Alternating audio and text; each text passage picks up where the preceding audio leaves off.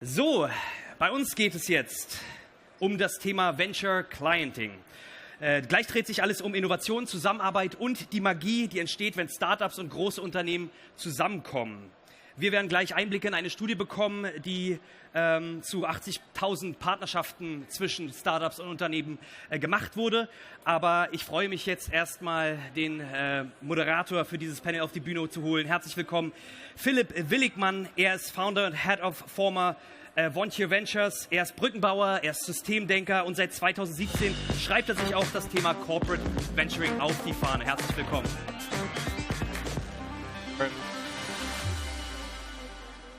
It's on. Okay, here we go. Thank you very much.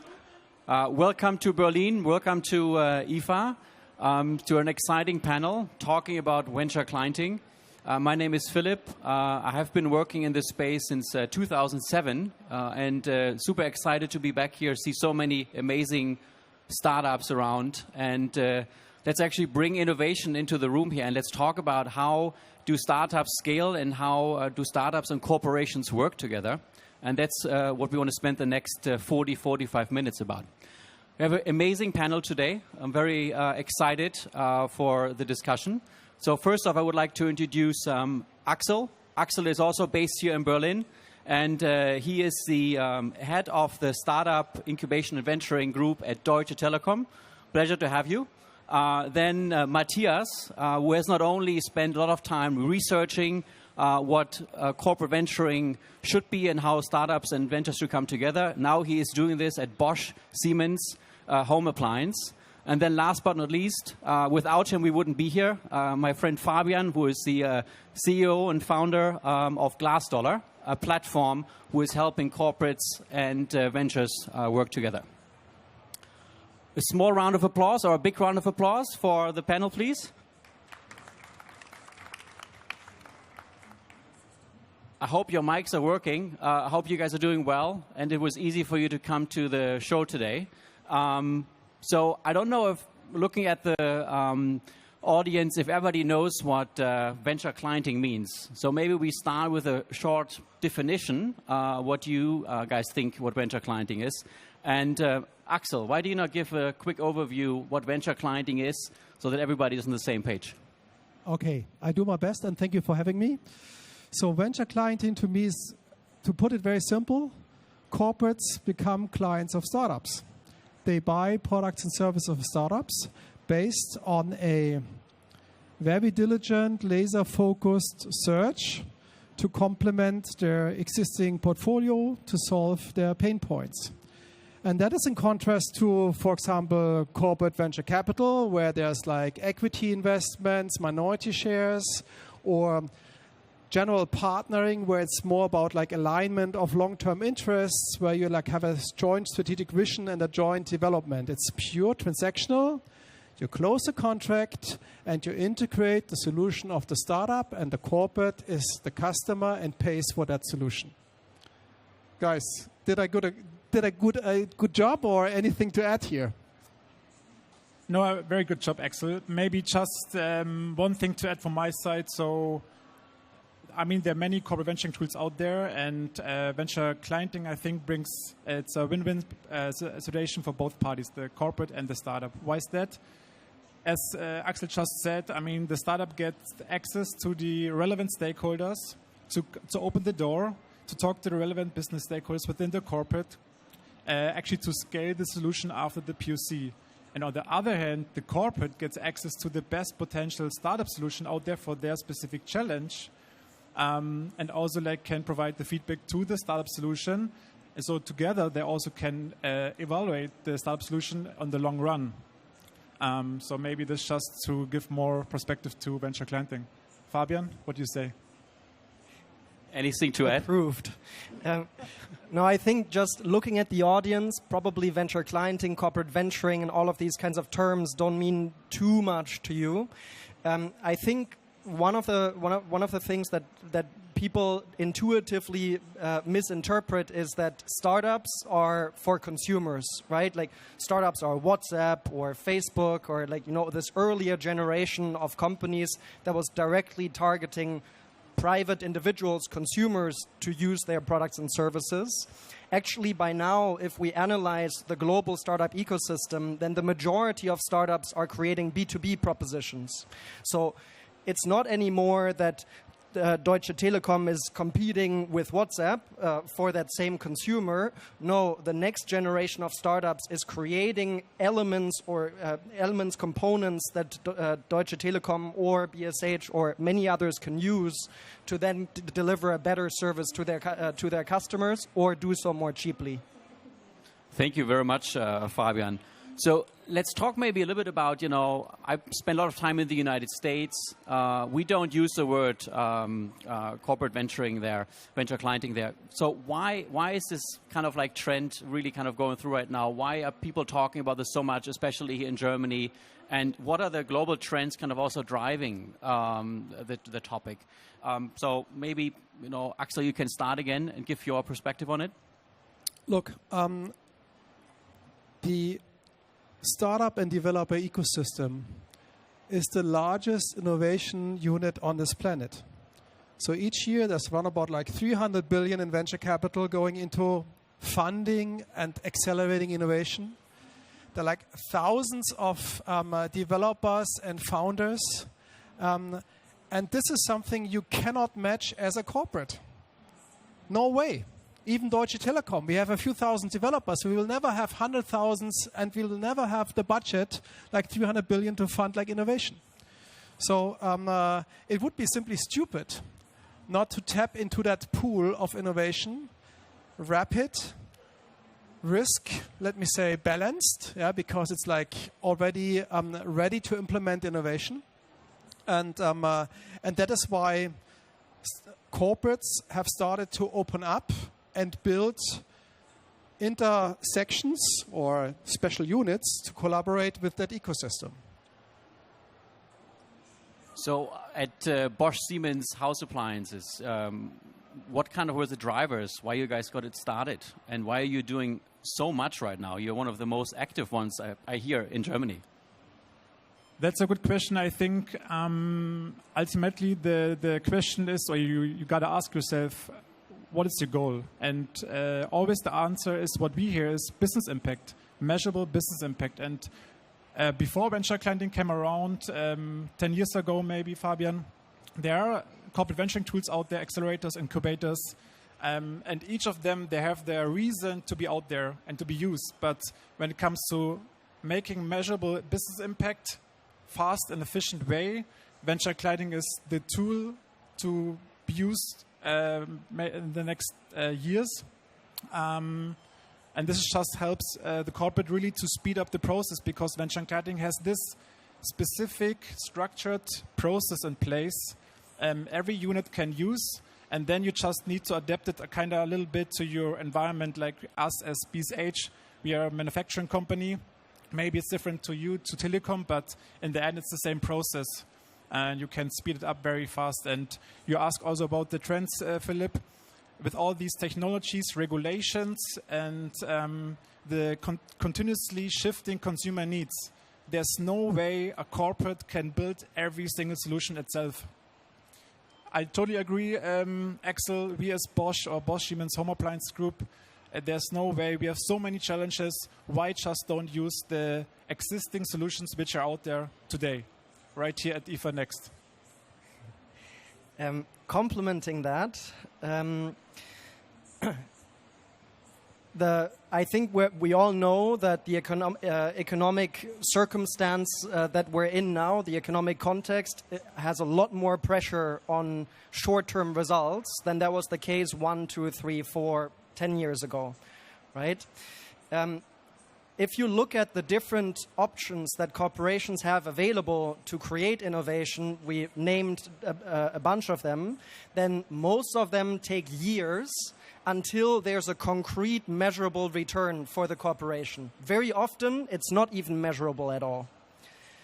But when you then think about, okay, there are all of these solutions out there that I can just right now use and implement, and then I can calculate a business case on that, and I can tell my management 3, 6, 9 months later, hey, this is the impact that we've generated, then it just makes sense that because it's so efficient, because you can concretely measure it, and because there's so much pressure on short-term results, that now everybody is raving about this efficient short-term tool of creating innovation, which is really just buying solutions that corporations weren't as open to before or as able to integrate. Yeah. I just want to give a comment to it. Whilst I'm an absolute fan of it, I also preparing for that panel, that it also depends on like the business model and the strategy of a company. Yeah. So if you like a platform business or a large, let me say, app store business, yeah, then you have different means to work together with startups, yeah, that are much more automated, much more like let me say, unfocused, yeah, because it's a different way of approaching and contracting startups.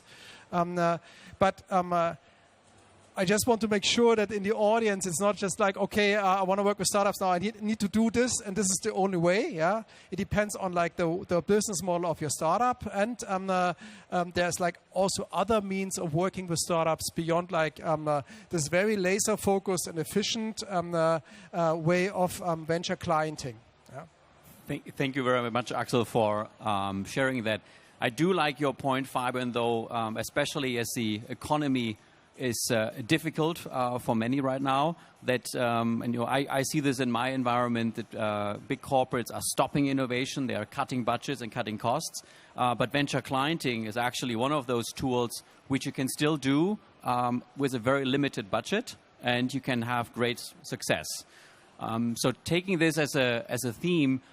It is still, however, it's a challenging process, right? It's very difficult to kind of like get started. So Matthias, maybe you can talk a bit about, what are the challenges to really get started? How do you really identify the use cases within the corporation? I know this working in industrial companies. A lot of times when I go to my business unit leaders, they tell me, we know all this. I don't need anybody from the outside. So, but how do you do this, and what are the challenges you have to overcome? I also know this sentence. I get it told many, many times. And so for BSH, you need to know that we have been doing venture clienting for more than 6 years. And still, this is one of the most critical challenges when it comes to identifying the right challenges. Why is that? Because still, I would say there are many, many employees out there who have never heard about Startup Kitchen, the venture clienting unit of Bosch Siemens Home Appliance Group.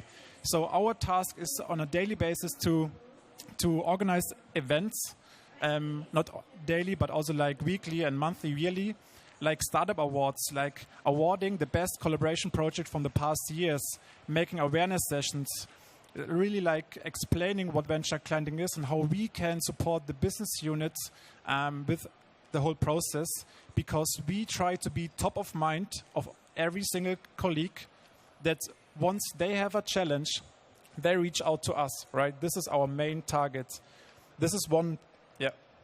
But just to kind of like push back a little bit. So, but how do you, like, if you're a business unit, and you say, oh, I can help you, but how do you really find the problem? How do you find that challenge, and so that everybody is aligned around it from the business? So, what is the process? What are you doing about it?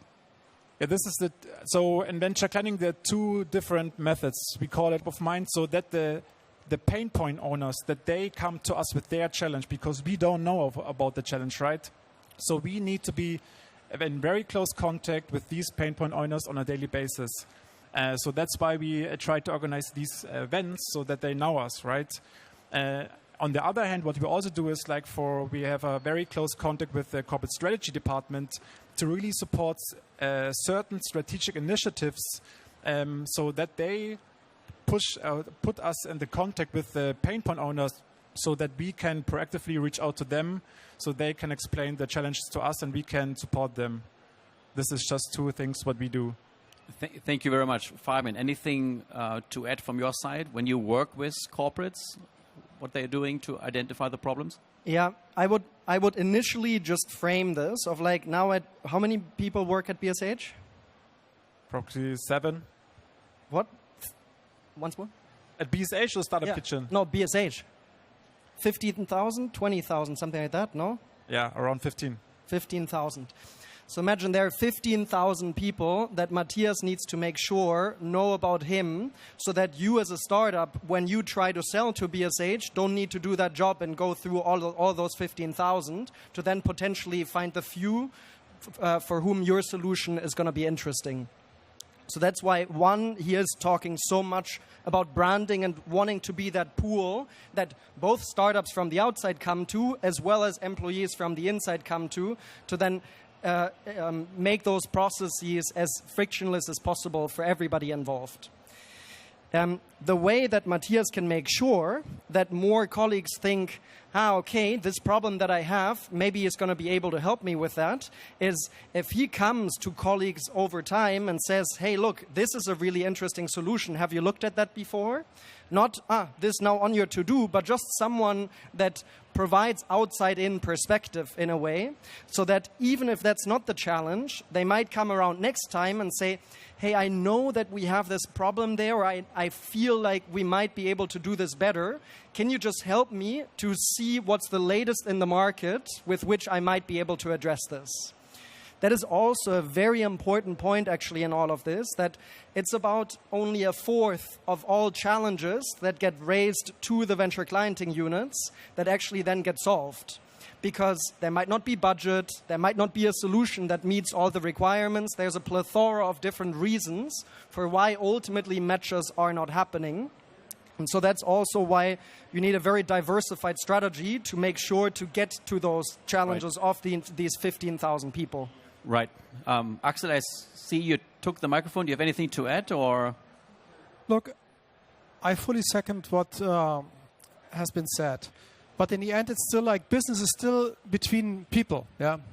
So we call it like dancing or schmoozing with the business owner. So there is also a role of colleagues in our team that constantly go in and out. Right. And build trust and relationships, communicate successes, and thereby generate, so to say, interest, but also like understand like the pain points that have enough commitment and are strategic enough so that they are fully funded for further trials and contracts with startups. Right. Thank you, Axel. Let me stay with you on this topic. So we talked about how do you identify the problems you want to solve, but what are other challenges you see by really bringing corporates and startups together with venture clienting? What are the other challenges people need to know about? Yeah. First of all, the sentence, sorry, we are busy. Yeah. So everyone is busy, and by focusing on near-term priorities, people forget about like long-term success, what innovation is all about. The second, and here I need to refer also to the development of Deutsche Telekom over the last years, which has been like outstanding success. So from a 30 billion company now to a more than 100 billion company. So the next growth, the next relevant additional innovation needs to be rather transformational than incremental. And that is like a challenge that we see more and more, that even though it makes absolute sense and will ever be like a priority of Deutsche Telekom to be open and work with startups, on the other hand, like if you want to create the next billion or the next billions, you somehow also need to have like a pipeline of, let me say, more partnership, joint development, new markets, new business segment development collaborations that go beyond and can, let me say, push the needle more than like being super laser focused, complementing certain well-defined pain points, which are rather like incremental than transformational. So this kind of like innovator's dilemma we feel is like the larger Deutsche Telekom goes, the higher the demand is like to go for like larger transformational partnerships instead of like only like venture clienting initiatives. Thank you for that. A quick follow-up, because you're also in a similar position than me. You are not only in charge of venture clienting, you also have the corporate venture seed funding side under you.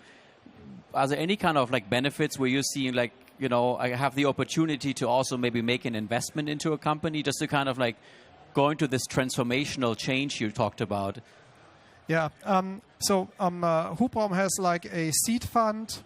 And why do we have this? Because startups fail because they run out of money. Therefore, there needs to be a duality, ideally a duality of corporates become clients, so create revenues.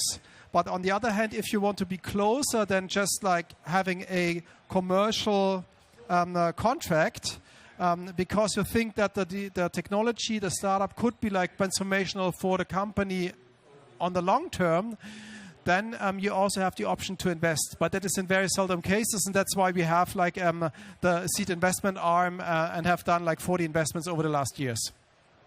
Thank you very much. Fabian, do you have anything to add to that? I do. Please don't tell us like investing in startups is not a good thing, though. No, I mean, I think every corporate always needs to ask themselves, why are they better at investing than the free VC market out there that is actually already competing to do exactly that job, right? Like, there need to be really strategic benefits. But I think exactly the combination of venture clienting and corporate venture capital does have a lot of power. We have a number of partners where I would say like every 10th or so POC that's run, then afterwards also ends in an investment. But it's typically in that order. So first, you test out the solution, and then if you realize that solution works amazing, you've done the best due diligence that you ever could, that most likely also no VC fund could ever do themselves because they don't have that infrastructure. And then, all of a sudden, wow, you've created a machine that creates impact for you directly and gives you insights that you can long-term also benefit from twice. Yeah. To comment on that, I fully agree. The much better investors are the pure financial-driven investors. And therefore, like this clienting, partnering angle, transactional aspect, to me is like the ultimate goal or the ultimate benefit for both sides. Because like even if it's like a small fraction multiplied by the number of customers of Deutsche Telekom, that is much more that we can gain with like a valuation pickup. And for the startup, of course, it's like immediate returns or ideally cash flow to further finance operations. Right. Thank you for the addition there. Let's talk about these, success stories when POCs are really working well. And Matthias, can you maybe start talking about like what are some best practices you have, gathered, and I know you have also done a lot of research around this topic for successful partnerships between corporates and startups? Yeah, I would say the most important success factor is to have this structured, efficient process in place you can leverage, right? Because without this process, it's get a jungle, right? Because within a corporation, right, there's so many supporting functions you need to involve before starting a POC. So this is exactly our task as the venture client unit, to bring all these stakeholders together. From IT, from legal, purchasing, and even workers' council, we have to involve sometimes before starting a POC. It sounds crazy, but this is like the reality for our case at BSH. And we have this streamlined process and also like this alignment with the relevant supporting functions to actually be relatively fast, to not lose the startup to other corporations, right? So this is our goal, to catch the best startups out there. So I think the process, is very important to have. And also like a pain point driver, because a challenge doesn't mean anything without a pain point driver, because the pain point driver ultimately has the budget to pay for the POC and also for the long-term adoption.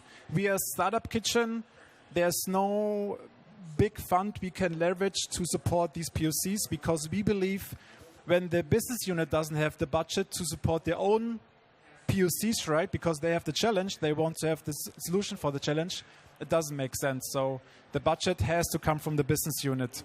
And I think the pain point driver is very important to have, and so that they drive the topic in the first place, and also like after the POC, when it is successful, that they also drive the long-term adoption across the company.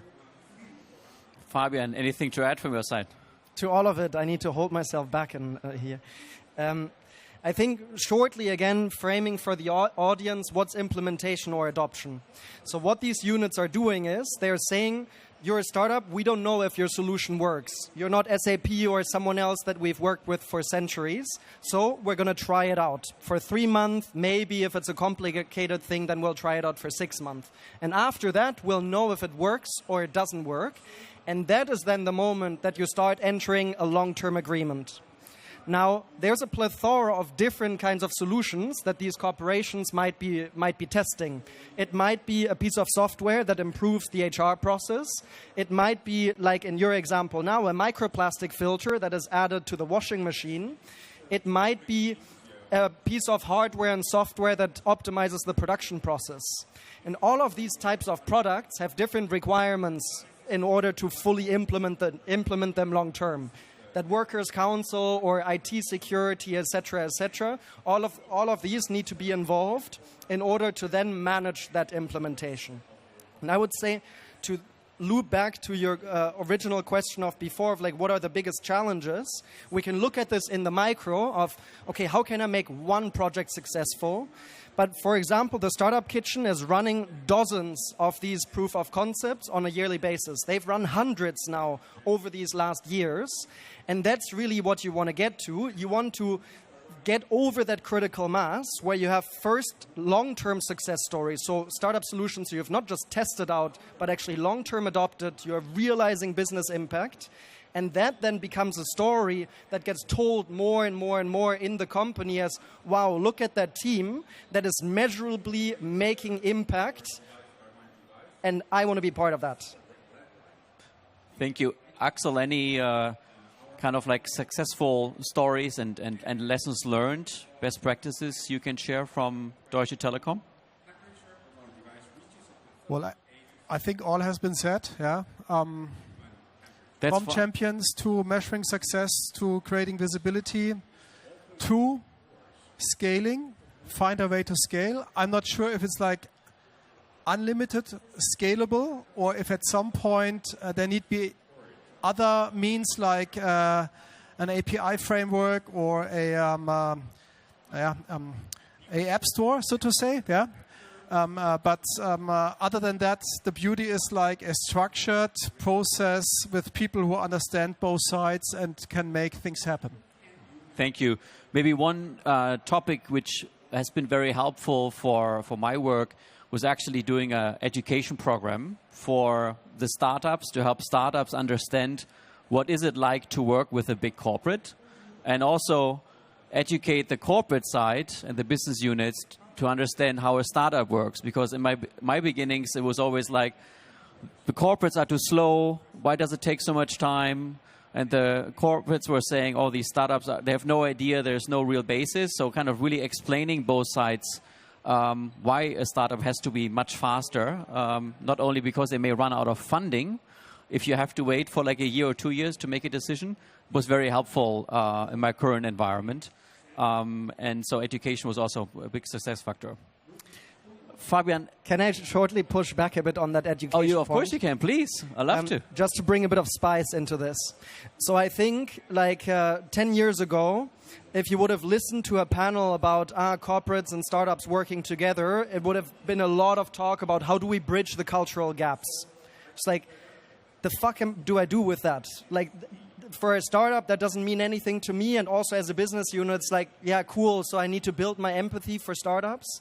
I think one thing that also venture clienting has brought in actually and has shown is that you don't do cultural change by talking about it. You do it by doing it.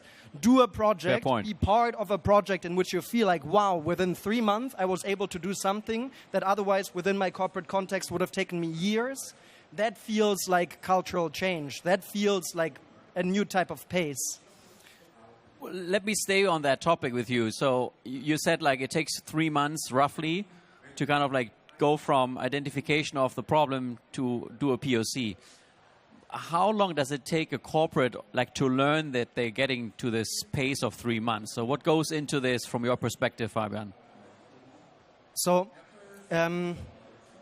typically corporations don't start this out themselves, but there are service providers out there, like there are for accelerators and corporate CVC, etc., etc. So are there service partners that help them to initially set this up? What do you need for that? Actually, you need to be fast in finding startups. Get out of your accelerator logic where you tell the business unit, yeah, please wait for 3 months because then we're starting our new batch. And start having conversations with procurement, IT, etc., explaining to them why they are needed in this process. But when you do your first POCs, there's no need to like officialize everything yet. There's no need to develop infrastructure as if you were planning on running dozens of projects. Realistically, a corporation that starts a new unit starts with 5, maybe 10 of these projects in the first year. No. Yeah. I like to give a comment to that. So we at Hubraum, as the interface between the startups and the corporate, I think with startups we could do it like in 6 weeks. And we started to do it in 6 weeks and we failed. So we learned the hard way that in the end we somehow need to adapt to the speed of our sponsor. Yeah. So if the sponsor needs 4 months, then it's better to do it in 4 months than repeatedly saying, hey, we could do it in two months. Yeah. So also like getting this, let me say, understanding at the startup. Yeah. So right. That's our learning. You can't beat the machine. You need to take the flow of the machine, and if it takes 4 months, it takes 4 months. Agreed. The longest period in the whole process at Deutsche Telekom is finding the laser-focused pain point and the sponsor and being clear about alignment of interest and what success is defined. That takes, I would say, 6 months, sometimes 9 months, and then another like maybe 6 months to recruit and onboard and trial and contract the startups. So that's also interesting that there's a long lead time before really things happen, but that makes sure that in the end things run smooth instead of like going back and forth and in limbo at the end.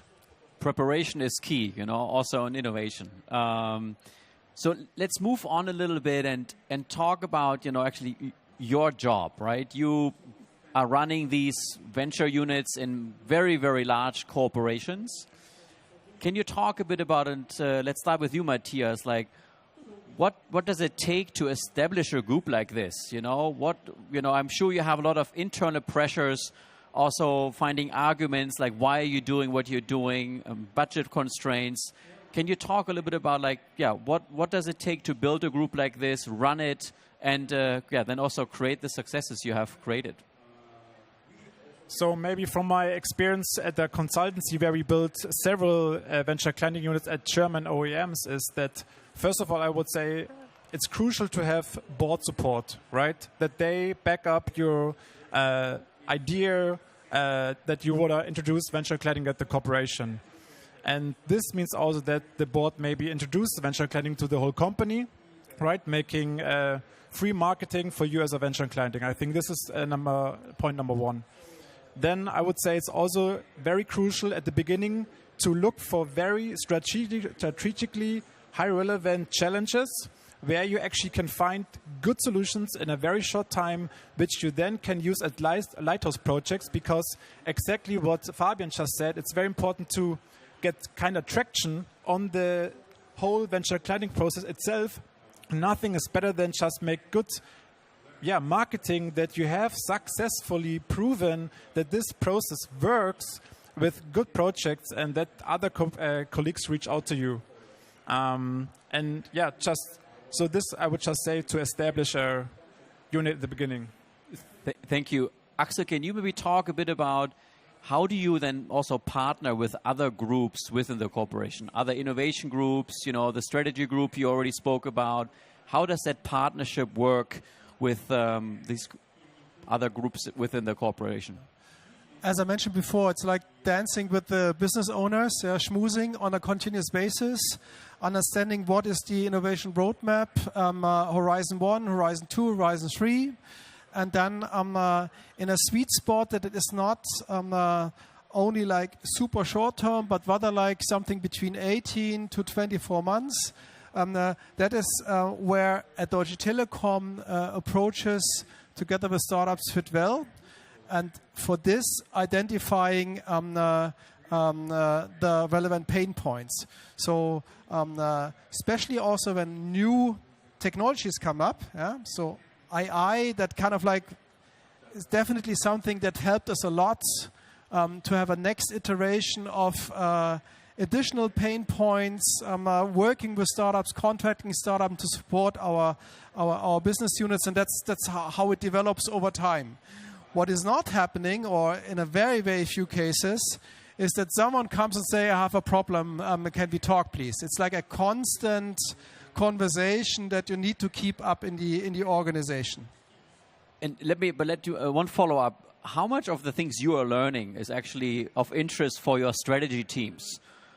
Because in my world, like at the beginning, they were pushing back, but now they call me every other day because they know that we learn so much from the applications and working with the new technologies on the day-to-day.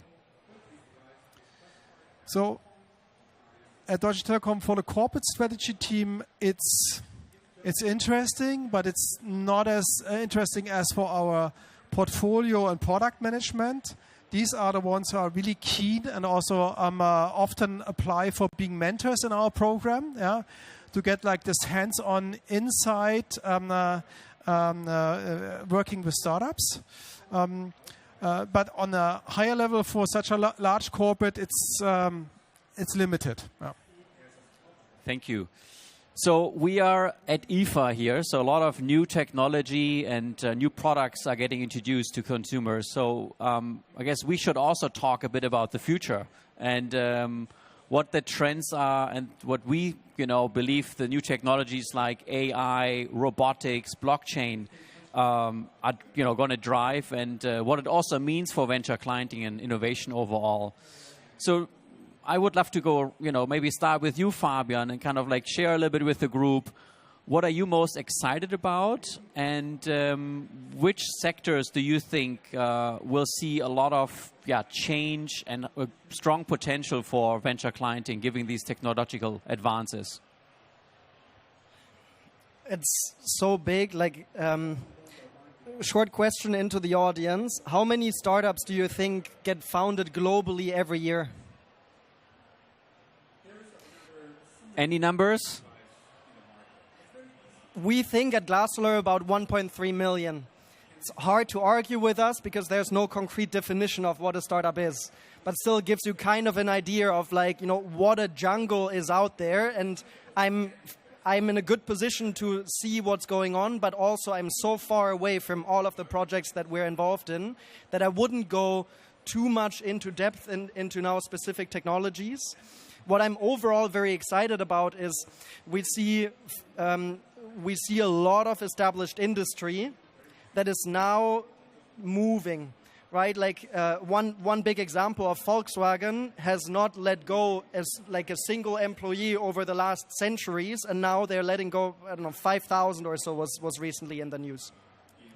It's not about, yes, amazing, they're letting go people, but it just shows that these massive ships are starting to maneuver again and interested to move in different directions. And that typically always means an opportunity also to start new things. And what we, for example, see there is that a lot of the advancements in AI as well as in the hardware around it are enabling heaps in autonomous driving that we thought was going to be there 5 years ago already. So that's one area that we're deeply into and that I find very interesting. But to be honest, otherwise, like for us, our main focus and how and why most partners are newly coming to us is they're looking for ways to become much more economically effective doing the same things that they're currently doing. It's really, there's so much pressure on cost cutting at this current moment that for many it's like, I don't care if this new material in 20 years might do something, but I'm very happy if this new sustainable material also saves me 10% of my material costs otherwise. Thank you. Matthias. Maybe adding one thought to the whole business impact topic, because I think from my perspective, we haven't spent too much time on this topic yet, but we should, because as we started at BSH Startup Kitchen, we had more like qualitative KPIs, right? How many POCs we did, with how many business units we interacted, with how many startups we have evaluated, right? But once you get at a certain maturity of your venture client unit, it's time to switch to more quantitative, financially driven business KPIs like cost savings and growth, revenue growth.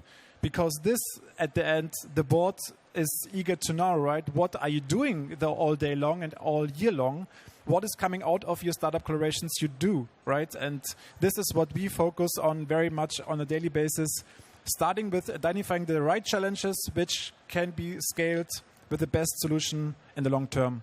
Maybe just, I know this was not your question, Philip, but it was super important what you said. No, but there. Fabian started the topic, so please. I think it's super important because back in the days, innovation teams understood themselves as, I got to be the expert of robotics, AI, whatever, and I got to bring that into the organization.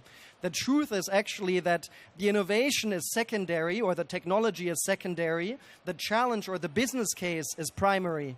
When you look inside of like how do these teams get their budgets, how do they argue, the first story that they tell is, hey, we've just proven that we can generate another 500 million in revenue next year going down that opportunity. And in order to do that, we need technology X, Y, and Z. If they only talk about technology X, Y, and Z, as long as the board's happy, as long as money is flowing, yes, it's cool and people are, fine, like you can wear your sneakers and like you can go around and do things there. But as soon as as pressure is on, these kinds of stories just don't count anymore. Then it's really about translating concretely innovation into business, and business is money. Yeah. Axel, any additional thoughts? Innovation is invention and implementation. So if the second part of the equation is missing, implementation, that leads to business impact. It's just like, idling. But coming back like to a question like future or a vision for corporate startup collaboration and exciting technologies. So my vision is that in a few years from now, units like Hubraum are not needed anymore because it's obvious that corporates and startups work together and such great structured processes like venture clienting are simply there, scalable. And what makes me like confident is on one hand that there's so much going on in giving startup the visibility, maybe databases, maybe like studies and tools that you are building, that makes it easier and easier for corporates to find out where's a fit and whom to talk to. But on the other hand, also like, let's take AI technologies, it's much easier than to pre-select and match those collaborations and even like facilitate those collaborations, so that I really think like if the cultural aspect is further given and people understand and believe that it makes sense to work with startups and that all indicators go in that direction, then it will be just like a natural thing that things will happen. In terms of like the other aspect that makes me super confident for Germany is like that the pressure of innovation, especially in our German Mittelstand and especially in our manufacturing and more physical goods and hardware industry, is rising every second. And I think that especially also in these industries, venture clienting is a perfect match because like we have a very well-defined laser-sharp pain point collection. And that is why I'm thinking that there's like a bright future for that. Axel, you're closing us out here with a very important topic where we can have another 2-hour conversation about. But first off, a big round of applause for the panel, please. Thank you so much. And to you all of there, enjoy IFA and hopefully see you next year.